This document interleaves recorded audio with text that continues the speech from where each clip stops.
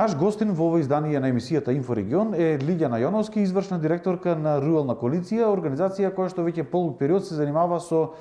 состојбите, проблемите и перспективите на македонското земјоделство. Јоновски, пред се добре дојдовте во ваше прво интервју за порталот Инфокомпас и емисијата Инфорегион. Добре ве најдов, ви благодарам многу за поканата и навистина ми е драго што ќе имаме можност да поразговараме повеќе и да ги споделиме главните предизвици со кои што се соочуваат земјоделците во нашата земја. Токму така, еден од главните предизвици кои што во овој момент се соочуваат земјоделците и на кои што сакам да поразговараме, да го ставиме акцентот во ова наше интервју е дигитализацијата во земјоделството, односно степенот на дигиталната писменост на македонскиот земјоделец. Каква е состојбата на ова поле во овој момент? Во оваа последна година од започнувањето, особено на пандемијата за COVID-19, сакале или не, некако сите многу повеќе се свртевме во делот на дигитализацијата и дури секој од нас предпоставувам дека и се запрашавме колкав е нашиот степен на дигитална писменост и на познавање на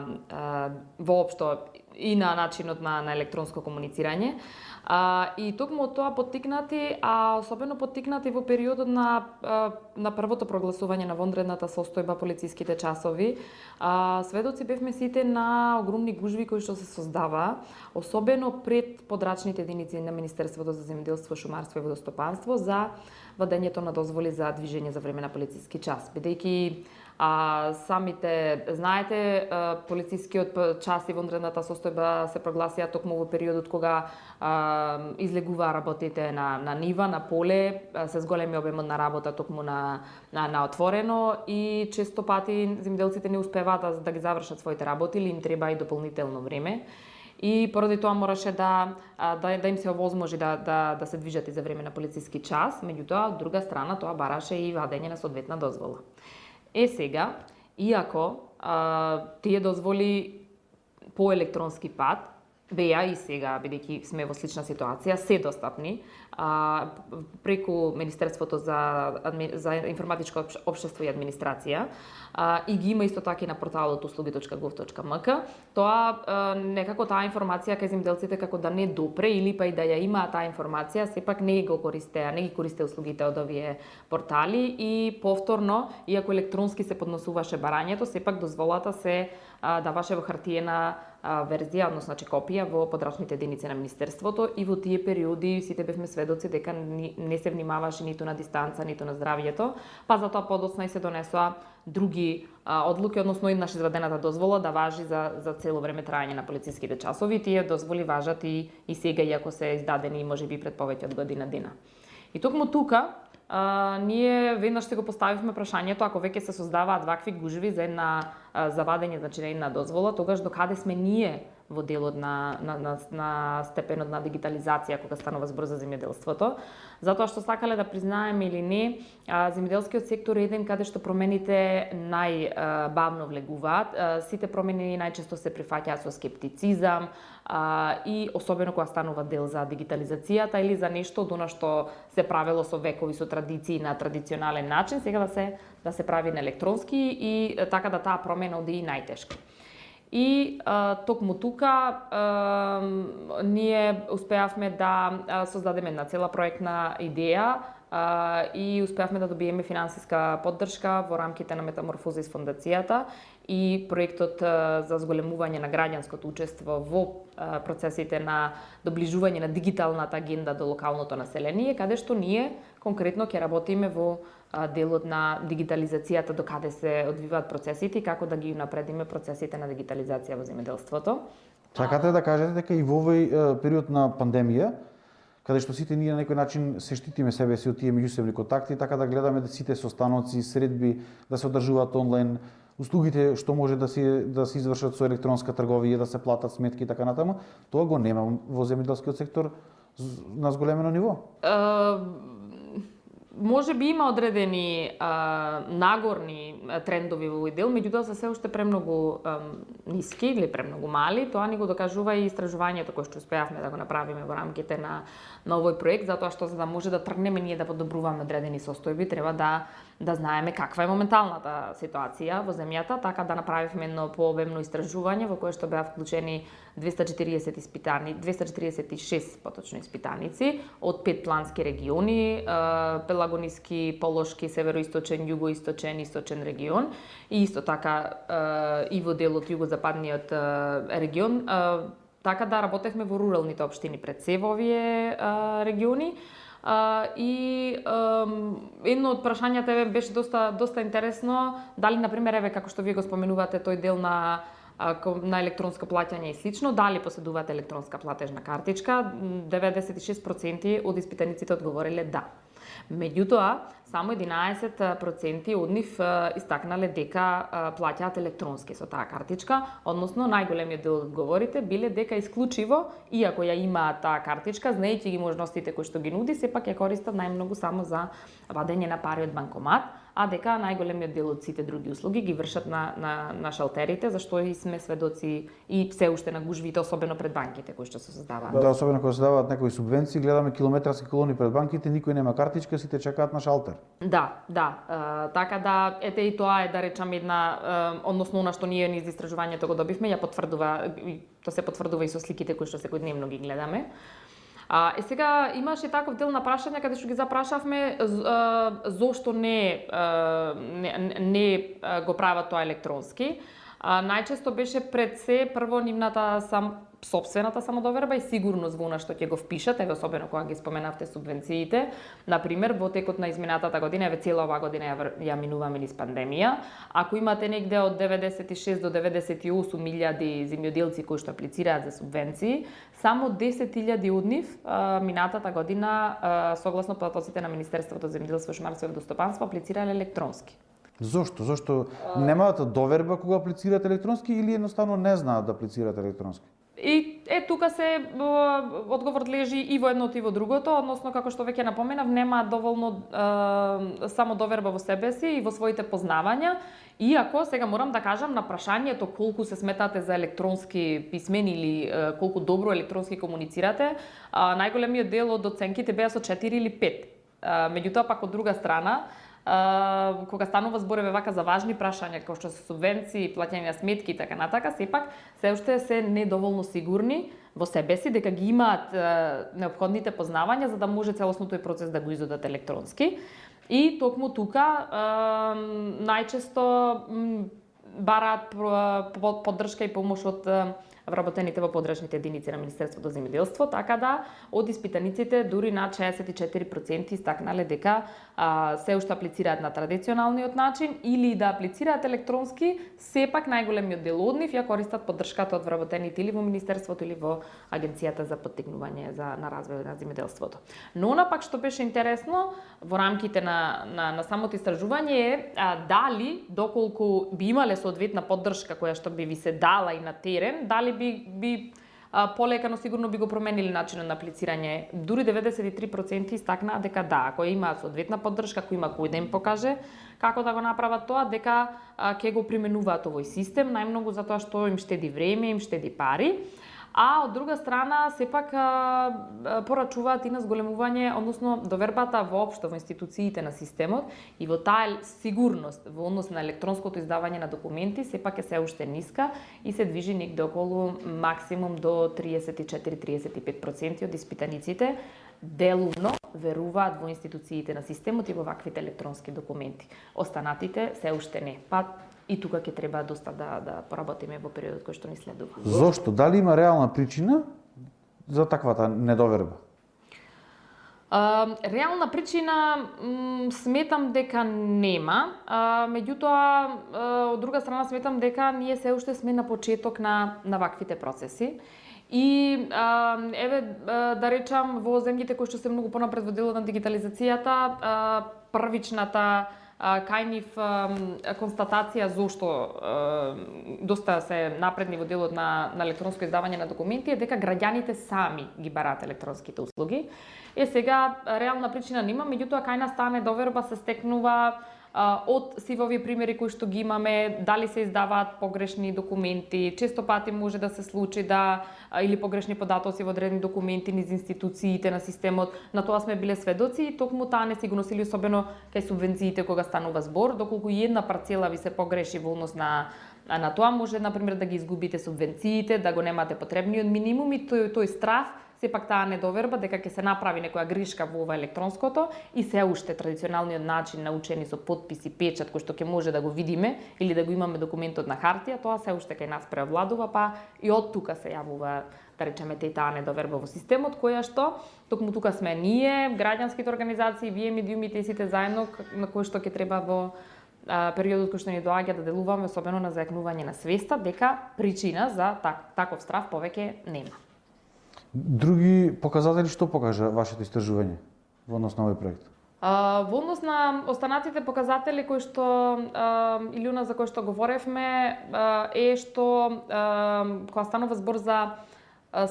сепак одреден дел имаат познавања за постоењето, има еден национален портал, значи услуги.gov.mk, кој што на едно место ги собира сите услуги кои што или целосно или делумно се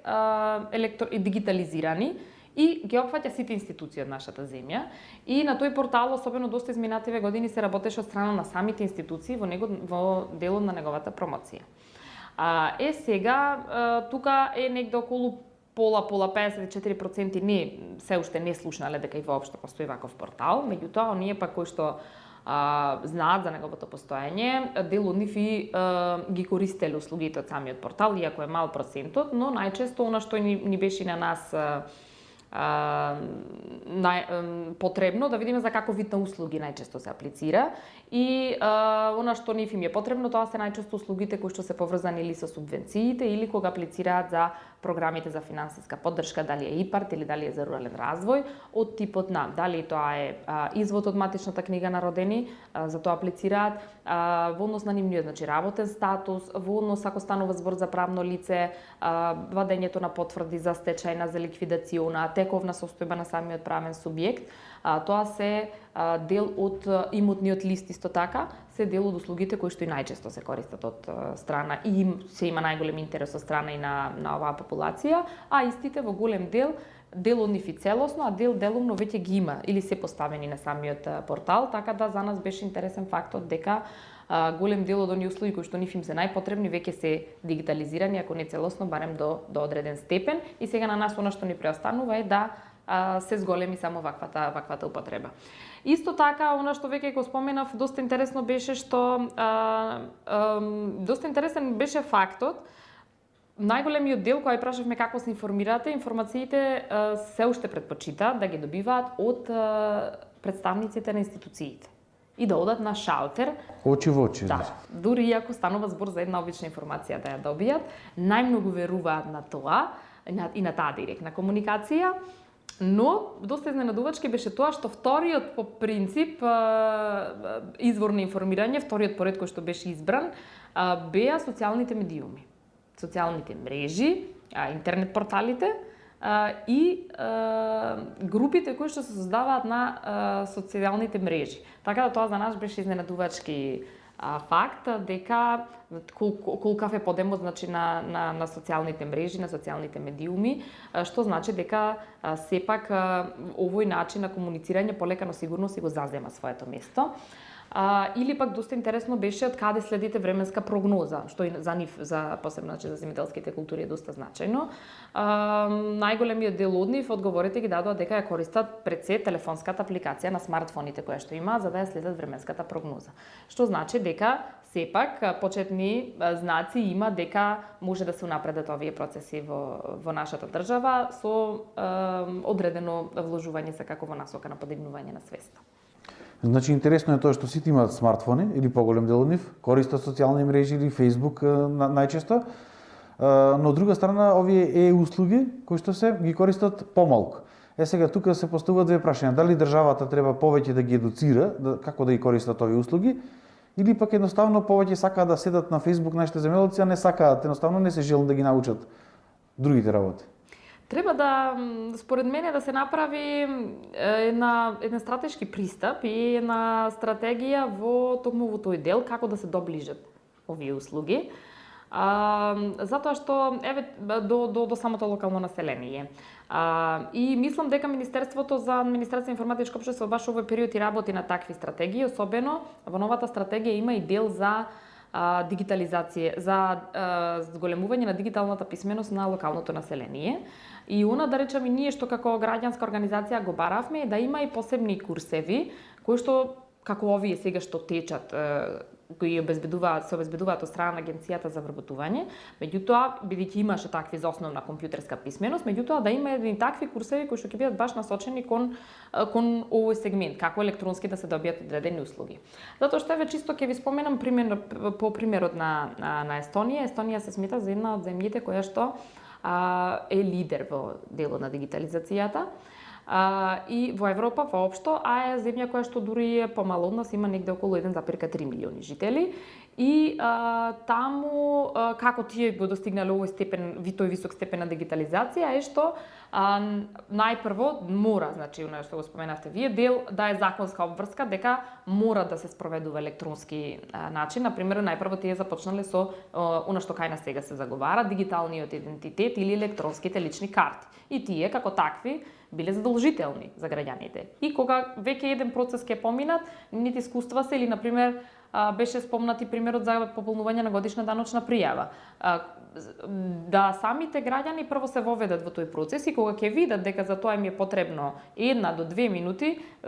според нивните искуства, никогаш повеќе тој граѓанин нема да се обрати на шалтер. Но, од друга страна, ваквите услуги тоа треба да биде направени на еден лесен, на еден едноставен начин, она што ние го нарекуваме user friendly, односно да може секој лесно да им пристапи и истите да ги да може, значи, да ги користи. Или еве, например, како што е со субвенциите. Токму заради стравото, тоа недоволно познавање на електронскиот начин за аплицирање на субвенции, меѓутоа пак од друга страна мора да споменам и системот е доста комплициран. Се уште се паралелно одат и двата начини на пријавување, да може и по хартиена верзија да ги пријавите субвенциите и по електронски пат, односно повторно барањето се поднесува на крај електронски, меѓутоа тоа го прават вработените во подрачните единици. Сега кога задолжителен и еден услов би било да треба електронски да се поднесува, односно да се сврлива хартиена копија, тогаш сакале или не, тој процес ќе мора да го научи секој оној кој што ќе сака да аплицира и да ги добие директните плаќања. Така да сметам дека ние тука негде како држава се наоѓаме на тоа ниво, односно да се уште голем дел од мора тоа да биде вметнато во одредени законски одредби или еве вака да постојат одредени процеси на постепено зголемување на познавањето на овие портали, начин на добивање на услуги, да се доближат до локалното население и дури потоа може да очекуваме нивна зголемена искористеност. Се организираат ли сега некакви обуки од страна на државата за овој начин на користење на интернет технологијата? Ние како организација бевме вклучени во креирањето на планот за отворено национален акцијски план за отворено владино партнерство за периодот 2021-2023. Тоа значи дека институциите тука работат заедно со граѓаните и граѓанските организации на унапредување воопшто на квалитетот на живот во различни области. Сега, една од областите која што таму се работеше беше токму ова, односно зголемениото ниво на употреба на електронските, на дигиталните услуги и на таков начин исполнување на таа дигитална агенда која што се има поставено и државата и која што ни обврска исто така во делот на европското законодавство. И вакви конкретни обуки се уште нема, меѓутоа, како што споменав, врз основа на нашите заложби, но и на новата стратегија која што се изготвува за администрација и за информатичко општество, ќе има таков посебен дел или ќе се развие цел курикулум, како што го нарекува тој план, кој што потоа ќе се споделува со единиците, со самите агенции за вработување во секој од општините и тој курикулум ќе биде насочен токму кон овој сегмент, односно кон зголемување на дигиталната писменост и такви обуки ќе се даваат, меѓутоа тоа е за периодот кој што ни следува. Претпоставам дека 2022 веќе или на крајот на оваа година или наредната, секако тој план трае до 2023. Сега ние пак затоа сме и ние тука како граѓански сектор, за да додека да се чека тој систем да се воспостави од страна на државата, во рамките на овој проект за дигитализација во земјоделството кој што го работиме ние, токму тоа и ќе го правиме во наредниот период. Најпрво ќе се спроведе еден тренинг на тренери, каде што локални здруженија, 25 на број, кои што ќе искажат интерес дека сакаат да се профилираат и да ги зголемат капацитетите на во оваа област, ќе ја поминат обуката за начините на добивање на дигиталните услуги, целокупната процедура, процеси и потоа дел од нив ќе бидат и директно ангажирани на терен, дури и со обезбедена компјутерска опрема, за да може на терен директно да им помагаат на земјоделците и баш да го примениме оној систем од Естонија, односно директно со самиот земјоделец на терен да ја пополнуваат заедно пријавата, дали е тоа за субвенции, дали за некоја друга услуга и така самиот земјоделец да види дека не станува збор за некој покомплициран процес или значи барем да се отпочне тој процес да се отвараат овие портали, да се добиваат информациите ако ништо повеќе. И еве за крај, што кажува искуството од другите држави, какви ќе бидат бенефитите на земјоделците доколку започнат да функционираат на овој електронски начин? Бенефитите, како што веќе споменав, особено во Естонија, која што се смета за една од најдигитализираните земји, се огромни. Се штеди многу на време, се штеди многу на средства, на пари, она што на земјоделците па им е и најскапоцено, затоа што во моментов ние сме сведоци дека за една иста услуга треба по 2-3 пати да одите во институцијата, што ако живеете во поддалечено место од градот, навистина знае да кошта многу, меѓутоа исто така и се троши и времето кое што земјоделците особено го немаат во периодот на отпочнување на земјоделските активности, меѓутоа дури и често пати тие во средбите кои ги имаме со нив, ни споменуваат дека многу би било подобро ако има некој друг за нив да ја заврши оваа работа за да не трчаат по институции или цел ден би го поминале повеќе на работа на ниво отколку да мора да одат од шалтер на шалтер и навистина би им значило доколку се дигитализираат ваквите процеси. Меѓутоа кога говориме за дигитализација, освен овој дел на услугите, кој што ние исто така ќе го правиме и преку посебен портал земјоделски услуги, каде што ќе може на едно место сите услуги да ги исто така и тука да ги добиваат. Имаме исто така и локален центар во Кичево, во рамките на тој проект, мислам дека има локален центар тука отворен и во Прилеп, и еден е во Скопје, кој што директно ќе ја даваат ваквата поддршка, а тоа, освен што ќе им штеди време и пари, ќе ги унапреди и во делот на добивање на информациите ќе ги добиваат многу брзо, многу лесно, со еден клик на телефонот. Кога станува збор за временската прогноза, ние ќе се поврземе исто така и ние, меѓутоа и сега е тоа достапно со управата за хидрометеоролошки работи, па ќе може многу полесно и таму да ги следат трендовите кои што се случуваат. Односно сите информации, прво од информациите ќе ги има на дофат на самата рака со само еден клик, што за нив ќе значи многу како да го напредат своето земјоделско производство, како да внимаваат на она што ни се случува, понатаму, тоа е еден целокупен или огромен обем на активности кои што може да ги превземаат од дигитално мерење на температурата на самите ниви, од дигитализација на процесите на наводнување, на следење на растот на растенијата и сето тоа ќе значи и поголема конкурентност на производството, ќе штеди време, ќе штеди пари, а бенефитите ќе бидат далеко поголеми за самиот земјоделец и ќе може земјоделецот да се сконцентрира максимално на она што го работи најдобро, односно производството на храна, а не да дел од времето го минува од институција во институција, шалтер на шалтер. Јановски, ви благодарам за вашиот разговор. Се надевам дека отвориме на интересна тема за земјоделците и дека конечно и македонското земјоделие ќе се модернизира по принципот на Естонија, која што ја спомнавте како еден навистина позитивен пример. Ви благодарам и на вас за поканата. Навистина ми беше драго што отворивме една ваква тема и всушност ова представува еден почеток на отварањето на говорењето за оваа тема и се надевам дека и во иднина ќе имаме можност преку вас, токму медиумите, да влијаеме и на зајакнувањето на свеста кај земјоделците, меѓутоа и на зголеменото користење на услугите кои што се електронски достапни, а со тоа да еден ден започнеме да го живееме и токму тоа современо, конкурентно, дигитализирано земјоделство. Драги гледачи, се надевам дека и вас ви беше интересна оваа емисија за модернизацијата на македонското земјоделство. Со нови информации се гледаме во наредното издание на Инфорегион.